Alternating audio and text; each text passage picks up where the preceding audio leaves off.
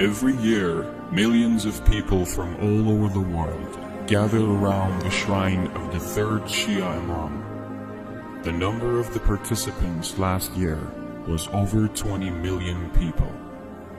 20 million people walking over 100 kilometers in the unbearable coldness of the desert. Children, women, the elderly, and even the disabled ones. There must be a mystery behind this enthusiasm. Who is the one whose shrine is so loved after 1,400 years? What motivates people to do so? The situation in the Islamic world was such that the wrong, in an Islamic disguise, was ruling over the country and the people. There has always been right and wrong, but you see wars when the wrong wants the right to conform. Now this has happened, and the right needs to make a decision. Hussain ibn Ali had only two options. The first was to turn a blind eye to the historical deviation like others and to ignore the wrong and conform to the distorted Islam. Second was to reject the wrong at any cost and expose this deviation for the rest of the time.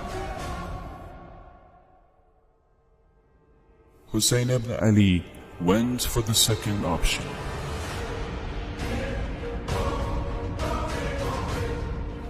He takes his family with him. Therefore, a great sacrifice is on the way. The morning of the promised day, the wrong with hundreds of warriors stands in front of the right, with an army of less than 100. He and his followers sacrificed all they had to expose the brutality of the wrong Islam. From the moment that the war began, every second, the wrong Islam was exposed and the right Islam was revealed.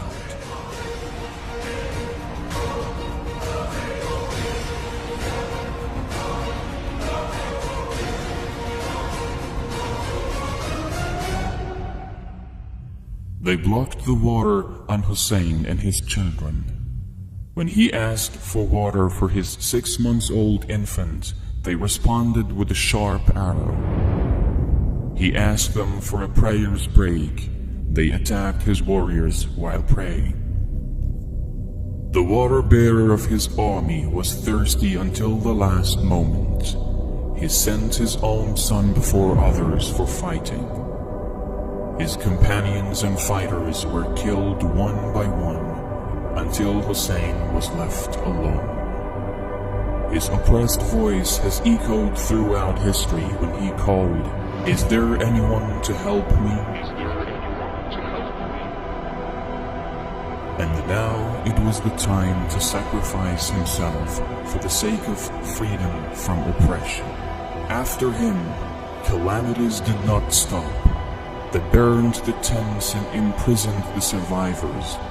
This was just a portion of what Hussain, Imam Hussain, had to bear to reveal the truth and astonish the world.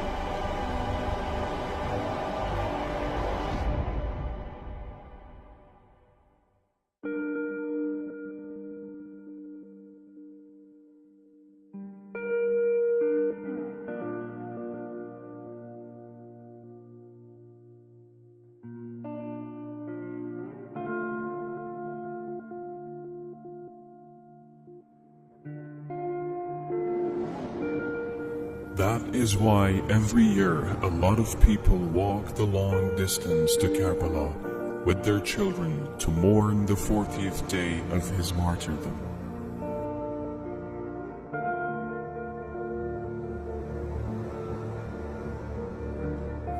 And that was what Hussein went through in order to revive the truth.